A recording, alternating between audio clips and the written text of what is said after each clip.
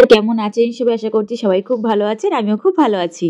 দিনটা ছিল সোমবার। আজকের দিনটা একটু আমার অন্যরকমই ছিল। সকালবেলা উঠেই ফার্স্টে আগে চান করে নিয়েছি। 7:10-15 মধ্যে আমার স্নান করা হয়ে গেছিল। তারপর টিফিনটা বানালাম, ভাতটা করলাম মোটামুটি করার পর তারপর এখানে আমি রেডি হচ্ছিলাম।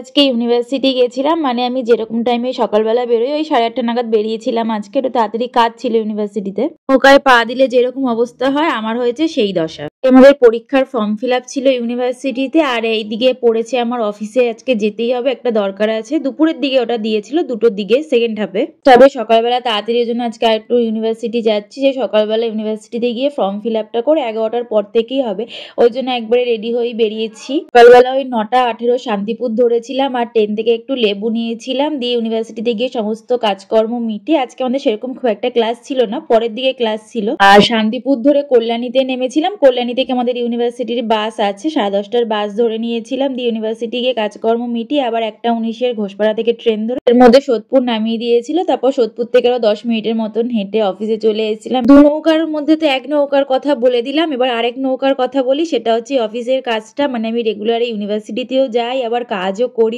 আমার মা আমাকে বলে কি তুই 2 নৌকায় পা দিয়ে চলছিস। আমাদের এই কাজটা হচ্ছে টিম বেস কাজ, তো পৌরসভা থেকে না সুধা থেকে একদম আমাদের এই সার্টিফিকেটটা প্রোভাইড করা হয়েছিল। 2 বছর ধরে এই কাজের সাথে যুক্ত আছি, কিন্তু এর আগেও প্রিভিয়াস ইয়ারে যে কাজগুলো হয়েছে কোনোদিন সার্টিফিকেট দেওয়া হয়নি। এই বছরই প্রথম সার্টিফিকেট দেওয়া হলো, তারপর সার্টিফিকেট দেওয়ার পর মিষ্টি দেওয়া হলো।